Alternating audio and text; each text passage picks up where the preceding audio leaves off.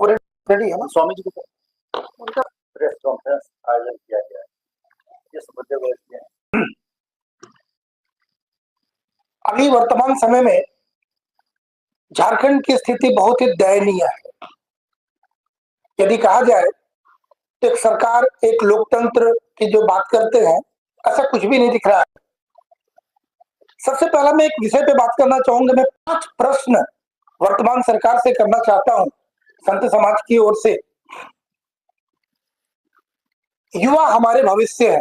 ये सिर्फ भाषणों में रह गया है। नेताओं अपने भाषण में बोलते हैं कि आपके कंधे पर ही देश का भविष्य है। जिसके कंधे पर देश का भविष्य टिका हुआ है, बहाली हो रही थी चंद दिनों पहले, उसमें 12 अभ्यर्थी की मौत हो गई। एक तो देखा जाए कि 12 अभ्यर्थी, एक 12 लोगों की मौत। वह किसी घर का चिराग भी था। जब घर से निकला था तो उसकी माताएं, उनकी बहनें, संभवतः किन्हीं की पत्नी भी हो, सभी एक मन में ललक लेके गए थे, मेरा लाल जा रहा है, सिपाही बनकर आएगा, और उसकी लाश वहां से वापस आती है। ये कितना दर्दनाक और कितना दुखमय है। चलिए, मौत के लिए कोई जिम्मेदार नहीं है, लेकिन हम तो कह सकते हैं कि जो कार्यक्रम अगर सरकार ने जो रखा था तो सरकार को देखनी चाहिए। देखिए, बहुत सीधी सी बात है, सरकार की अपरिपक्वता के कारण, उस निर्णय के कारण 12 मौतें हुई हैं, जिसके बदले में कुछ चंद पैसे देकर उस मौत के बदले को कोई इसको वापस नहीं कर सकता है। किसी के घर के जो चिराग बुझ गया उसको फिर से उसे नहीं कर सकता है। चिंताजनक बात है। छोटी सी बात है कि फिजिकल टेस्ट किस स्थिति में लेनी चाहिए, मानव का शरीर कैसा है, वो रात भर थक के आया है, जग के आया है, सुबह हो सकता है कि अच्छे ढंग से फ्रेश भी नहीं हो पाया, उसके बाद उसको 10 किलोमीटर दौड़ने बोला जाता है, हो सकता है उसके पेट में एक दाना नहीं है, कल रात को भी वो भोजन नहीं किया था। कई प्रकार की बातें हैं। हम कैसा वातावरण दे रहे हैं, कैसा किस जलवायु में रांची की जो क्लाइमेट है वो कैसा है, वो हमारे अनुकूल है कि नहीं, इन सारी बातों को ध्यान में न रखते हुए सरकार की तरफ से किया गया जो 12 मौतें हुई। और आज कहना दोबारा इसलिए आवश्यक है कि आज से आप लोगों को ज्यादा ज्ञात होगा, आपके माध्यम से मैंने जाना है कि आज से पुनः बहाली की प्रक्रिया प्रारंभ हुई है। तो ये सरकार से मेरा ये निवेदन, आग्रह होगा कि दोबारा फिर ऐसी गलती ना हो। उसके लिए आपने क्या क्या कार्रवाई की है, दोबारा क्या हुआ है, ऐसा दोबारा जो जाने चली गई तो वापस नहीं आएंगी, लेकिन हम दोबारा क्या कर सकते हैं और ऐसे कौन सा अपने सेफ्टी मेजर्स लेके रखे हैं कि फिर किसी का लाल उसकी लाश वापस घर ना जाए, इस प्रकार की बातें ना हो। वही हमारे रक्षक होने वाले कल हमारी रक्षा के लिए यूनिफॉर्म पहनकर खड़े होंगे, तो उनके लिए बहुत, झारखंड बहुत चिंता करता है, झारखंड की जनता को बहुत चिंता है, संत समाज हम बहुत चिंतित है कि देश हमारा कहाँ जा रहा है। हम अपनी भाषा में कहते हैं तो राजा कह सकते हैं, मुख्यमंत्री होना ठीक है, वो एक भाषा है। हम अपनी बोलचाल की भाषा में परंपरा से राजा, हमारे राजा को कैसा होना चाहिए, राजा को अपनी प्रजा की चिंता होनी चाहिए। वो कितना चिंता करते हैं, हमें ऐसा नहीं लगता है कि हमारे लिए बहुत चिंता करें। सभी लोग या तो तुष्टिकरण की राजनीति कर रहे हैं या वो पक्षपात कर रहे हैं, कहीं अपरिपक्वता उनकी दिखाई पड़ती है। इन सारी बातों को लेकर कहते हैं कि हम चिंतित हैं कि राजा हमारा सुयोग्य नहीं है। यह दुर्भाग्य से कहना पड़ता है। उस राजा, उस पद को मैं अभी भी सम्मान दे रहा हूं, व्यक्ति विशेष के प्रति मेरी कोई ऐसी उनके अंदर में कोई भावना नहीं है, लेकिन हम चिंतित हैं और झारखंड के लिए हम सभी चिंता कर रहे हैं। संत समाज बहुत चिंता कर रहा है कि ऐसा दोबारा ना हो।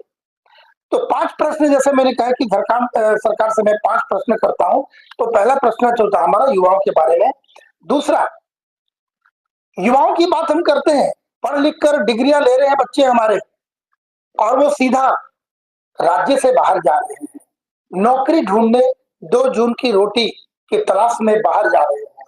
क्यों जाना पड़ रहा है? हमारे राज्य में ऐसी कौन सी कमी है कि यहाँ उन्हें रोटी नहीं मिलेगी, और दूसरे राज्य में ऐसा कौन सा, हमसे ज्यादा संपदा ऐसा कौन सा राज्य है जहां वही रोटी मिलेगी, हमारे यहाँ नहीं मिलेगी? जब वहां मिल सकती है तो मेरे यहाँ क्यों नहीं? हम ऐसा क्यों नहीं कर सकते कि दूसरे राज्य के भी बच्चे हमारे यहाँ रोटी ढूंढने आए? तो ये कमी हमारे अंदर है। सरकार से आग्रह होगा इस दिशा पर ध्यान दे। प्रश्न होता है कि करना क्या है, कॉर्पोरेट को बुलाएं, नौकरी की व्यवस्था करें, हम तो कहते हैं हम इतने संपन्न हैं कि दूसरे राज्य भी के लोग भी आएंगे और मेरे यहाँ वो प्राप्त कर सकते हैं नौकरी। हमारे बच्चे जा रहे हैं। बड़ी मुश्किल से 25 साल कोई माता पिता अपने बच्चे को लालन पालन करता है कि अब ये समय फल देगा, और उसी समय उसे घर छोड़कर जाना पड़ता है। और बाहर की स्थिति पता है कि आप देखिए अभी यूक्रेन में या कई देशों में जब बच्चे गए, किस तरीके से हमारे माननीय प्रधानमंत्री बड़ी धन्यवाद साधुवाद के पात्र हैं, सारे बच्चों को कैसा लाए। तो एक माता पिता अपने कलेजे के टुकड़े को बाहर भेजती है बहुत मुश्किल साथ, बहुत व्यथा के साथ, और उसकी कोई लाइफ की भी गारंटी नहीं है। रोटी की बात तो खैर बात की बात है।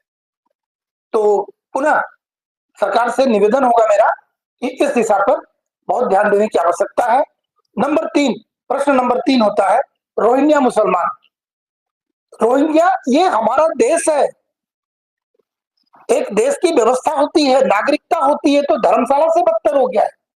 यदि किसी धर्मशाला में भी कोई जाता है एक रात टिकने के लिए, तो उसे अपना प्रमाण पत्र देना पड़ता है, कोई गारंटी देनी पड़ती है। यहाँ तो कोई भी आ रहा है और रह ले रहा है और रहता ही नहीं है, यहाँ रोजी रोटी भी कमाता है।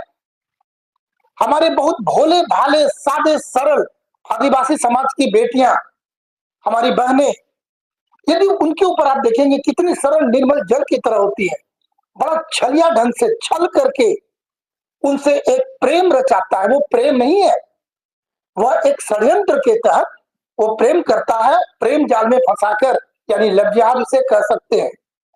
उसके बाद उसके संपत्ति पे उसकी दृष्टि होती है, लैंड जिहाद की बारी आती है। यहाँ का जमाई बन जाता है, उसकी सारी संपत्ति हड़प लेता है, और फिर उसके बाद आगे आने वाले जिसके संतान होते हैं वह स्वतः धर्मांतरित तो हो चुका होता है और वो भी मुसलमान होता है। तो यहाँ की नक्शा डेमोग्राफी भी बदल रही है। जनसंख्या की स्थिति देखें कि किस प्रकार से बेतहाशा ये जनसंख्या की वृद्धि हो रही है, उनके ये असंतुलन, चाहे जलवायु की बात करें, रोजगार की बात करें, ये सारे जगह प्रभावित हो रहा है। इस बात पे सरकार को ध्यान देने की है कि अविलंब उन्हें यहाँ से निकाल बाहर करनी चाहिए। और विशेष रूप में मैं समाज के लोगों से भी आग्रह करना चाहूंगा, आप किसी धर्म के, किसी संप्रदाय के, किसी मत के, आप लाल हो, गेरुआ हो, हरा हो, पीला हो, काला हो, सफेद हो, सभी को इस मुद्दे पर आगे 2 कदम आनी चाहिए। क्या है, राज्य की बात है, देश की बात है, और जो बाहर से आ रहे हैं षड्यंत्र करके, उसके अंदर बड़े बड़े अपराधी भी होते हैं, सारे मैसेज हमारे लीकेज करते हैं और बड़ी बड़ी घटनाएं घटती हैं। नागरिकता देने के लिए हम तो जो हमारे देश के बड़े नेता बोल चुके हैं कि जब हम ऐसे और भी कई योजनाएं हैं जहां हम दूसरे को नागरिकता हम भी उनको भारत में दे सकते हैं। उस पर हम विषयांतर हो जाएगा, हम उस पर विस्तार से नहीं आ रहे हैं। मैंने स्पर्श किया, उस बात को आप समझ रहे हैं और सारी जनता समझती है। चौथा सवाल आता है लगातार आपराधिक गतिविधि। कोई भी व्यक्ति अपने घर में सुरक्षित नहीं। हमारी बहनें जब जाती हैं बच्चों को स्कूल से वापस लाने के लिए, बस स्टॉपेज से घर के पहुंचने के बीच में उसकी चैन स्नैचिंग होती है। अभी कुछ जेवर व्यवसायियों को देखे होंगे, लगातार एक नहीं कई 1 to 1 लगातार कई घटनाएं घटी, लूट की, डकैती की, जाने भी जा रही हैं। तो लोग सुरक्षित अपने घर पे नहीं है, बाजार पे नहीं है, कहीं नहीं है। सरकार क्या कर रही है? फिर वही बोलूंगा, तुष्टीकरण की राजनीति और अपनी स्वार्थ सिद्धि, अपने परिवार को आगे बढ़ाने में लगे हैं। एक एक करके लोग आते जाओ। ये तो भाई फैमिली बिजनेस है, गद्दी में बैठ जाओ। ये तो राजपाट का बिल्कुल मजाक उड़ा दिया है, जो जनता अब सहन नहीं कर पा रही है। लगता है पानी हमारे नाक के ऊपर आ रहा है। संत समाज चिंतित है, हम संत समाज आगे बढ़ते आते हैं। हम चाहते हैं कि जब जनता की आवाज है तो जनता की तरफ से आवाज बनकर हम संत समाज सभी हमारे पूजनीय संत हमारे साथ भी हैं। हम इनकी प्रेरणा से, इनके आशीर्वाद से, इनकी शुभकामना से आगे बढ़े। हम सभी मिलकर ये काम करना चाहता हूं। और 5वें पॉइंट में फिर मैं पुनः उसी बात को लगभग दोहराऊंगा कि सरकार यानी राजा को निष्पक्ष होना चाहिए, निष्ठावान होना चाहिए, और उनका जीवन अपने देश के लिए, अपने राज्य के लिए, अपनी जनता नागरिक की सुरक्षा और उनकी संपन्नता कैसे हो, इसके लिए उन्हें चिंतित रहना चाहिए। और वैसे ही आचरण उनका व्यवहार हो कि सभी जनता यहाँ हो। और अगर अपनी भाषा में हम कहें तो ए गुड गवर्नेंस का दृष्टांत प्रस्तुत करने का बहुत अच्छा समय है, और नहीं तो 2-3 महीने के अंदर में जनता उनकी अच्छी क्लास लेगी, रिपोर्ट कार्ड आने वाला है, एग्जामिनेशन आने वाला है, उनको फिर अपना पता चलेगा। जनता तैयार बैठी है, जो त्रस्त जनता झारखंड की है वो बैठी है, तैयार है। फिर उनके बाद सरकार का अपना फैसला होगा कि फिर वो क्या करते हैं। जी, यदि कोई प्रश्न हो तो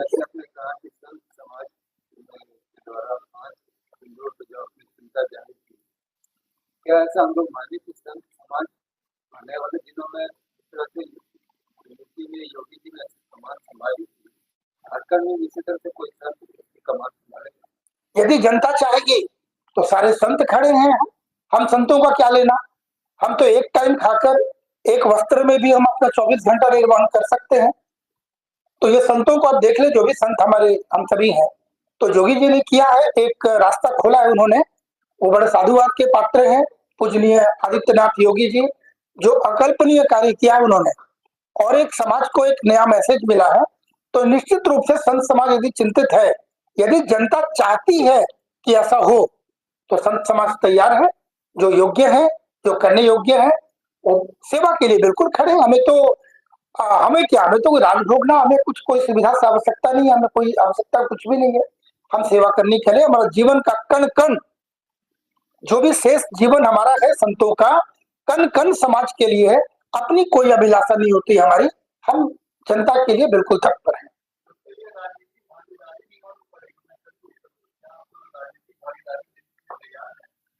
यदि जनता उस योग्य समझती है और उससे संबंधित अगर ऐसे कोई राजनीतिक दल जिन्हें लगता है हमारी आवश्यकता है, मैं उस प्रकार की सेवा कर सकता हूं, तो संत समाज बिल्कुल तैयार है।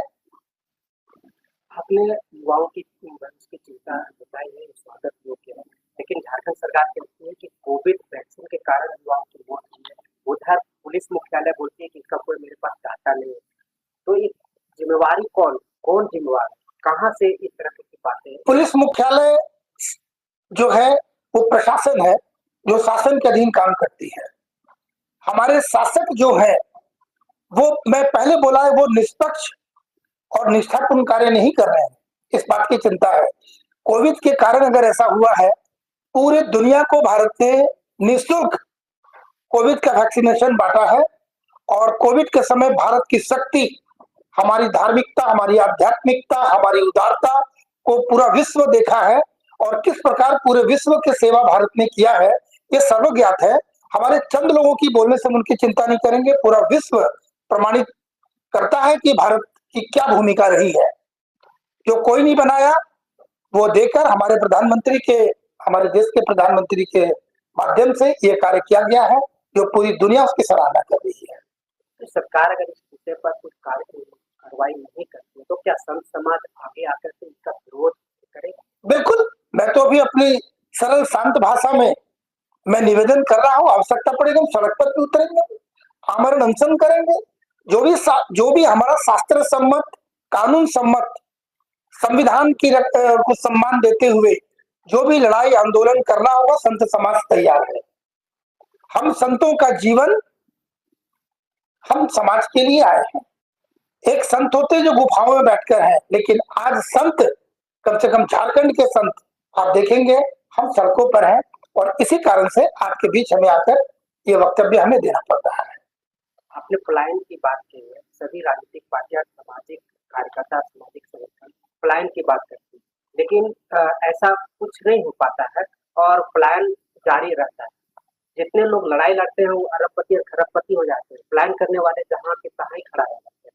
क्या मानते हैं इसका कारण क्या है? सरकार की निष्क्रियता और उनकी अपरिपक्व निर्णय, जिसको अभी 4-5 बिंदु में आपको गिनाया बोले। बिल्कुल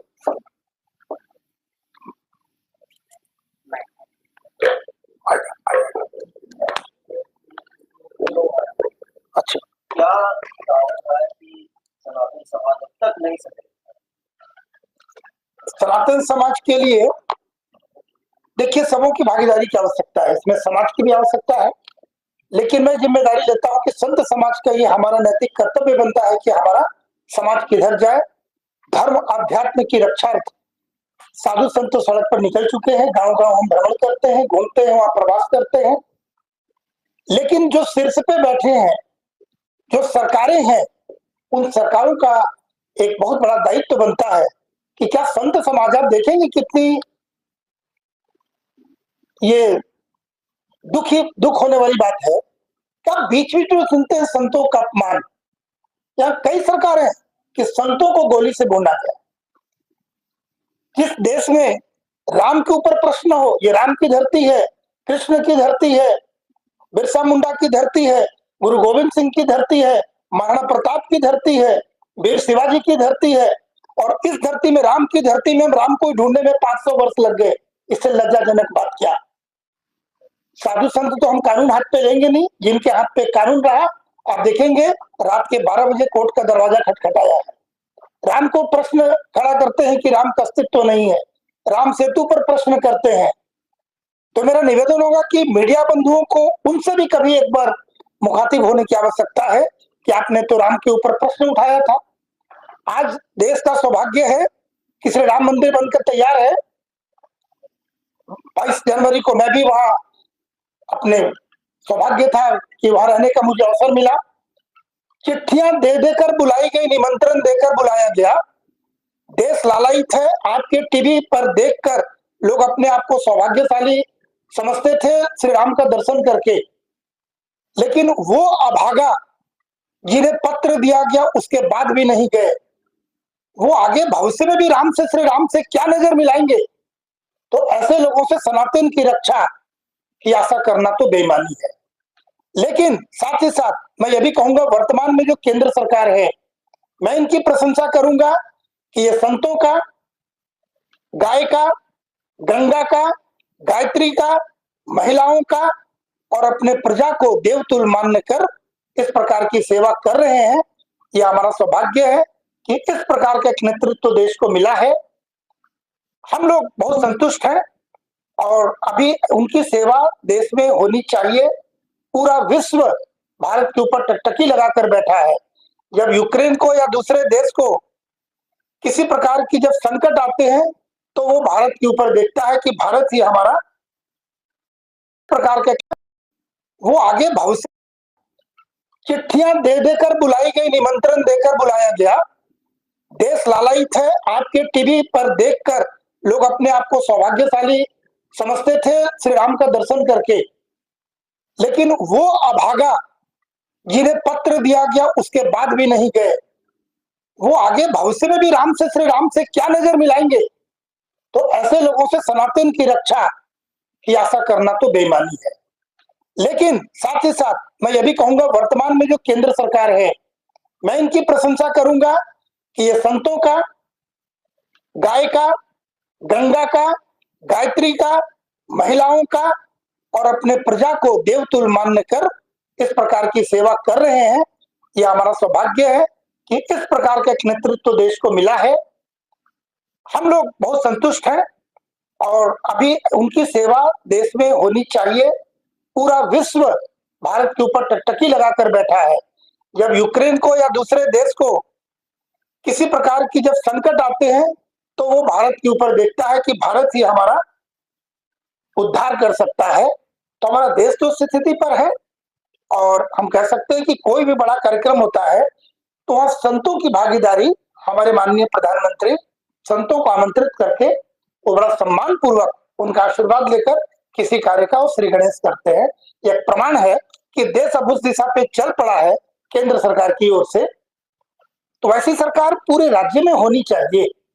मैं भी जनता से निवेदन करूंगा, जो देश की, जो हमारे सनातन की, जो हमारी संस्कृति की रक्षा करने वाली पार्टी हो, वैसी पार्टी हमारे राज्य में होनी चाहिए।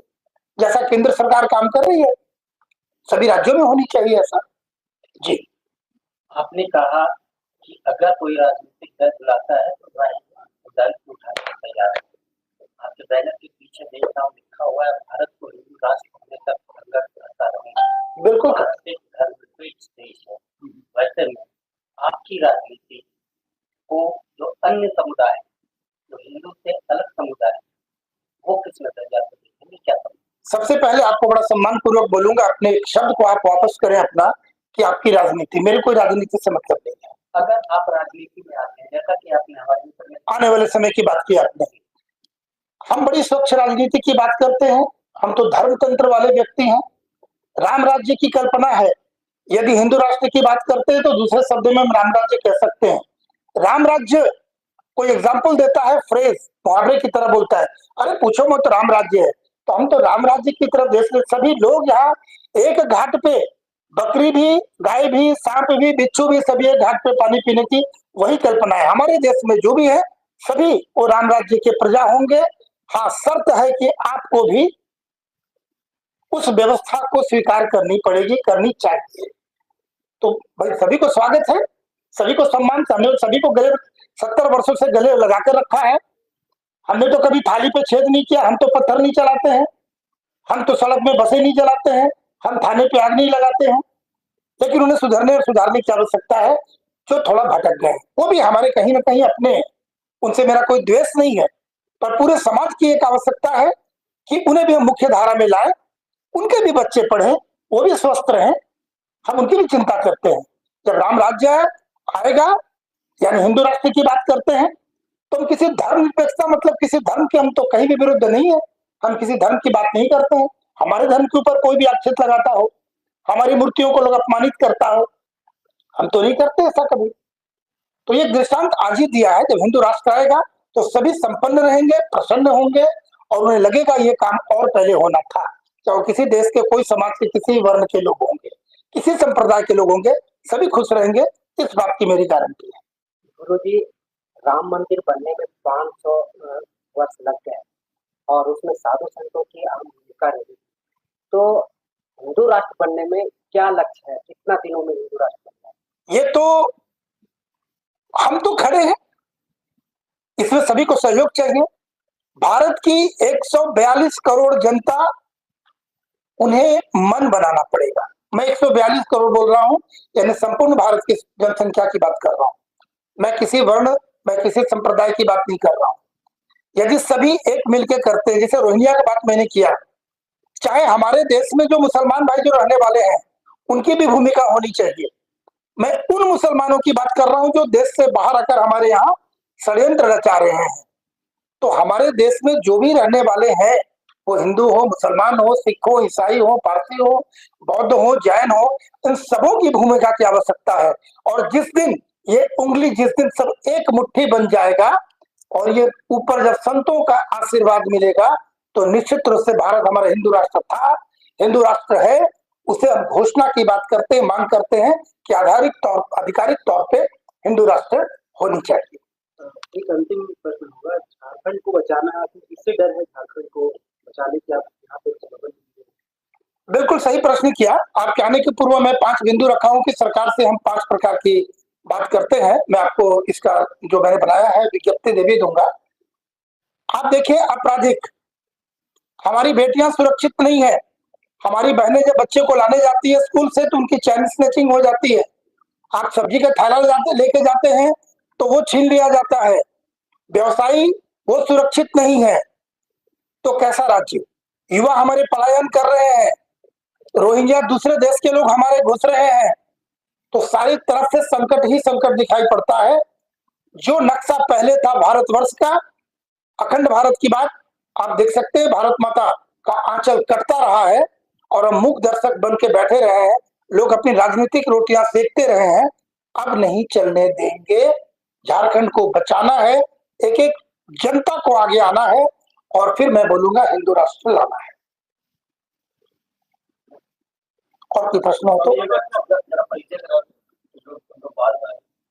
मैं स्वामी दिव्यानंद जी महाराज, महामंत्री साधु संत समाज, मेरी दाहिनी ओर पूजनीय केशवदास जी महाराज त्यागी जी, ये महावीर मंदिर मेन रोड में इनका अभी जो धारा पे जो धाम होता है वहां वो विराजते हैं। मेरी बाईं तरफ पूज्य स्वामी परिपूर्णानंद जी महाराज हैं, चिन्मय आश्रम के वहां महंत हैं, मठाधीश हैं। आपके द्वारा कई प्रकार के प्रकल्प चलते रहते हैं जो निरंतर देश में आने वाली जो पीढ़ी, जो बच्चे हैं, उनको ये ज्ञान देने की बात गीता के माध्यम से, उपनिषदों के माध्यम से, वेद के माध्यम से निरंतर इनका कार्य चलता रहता है।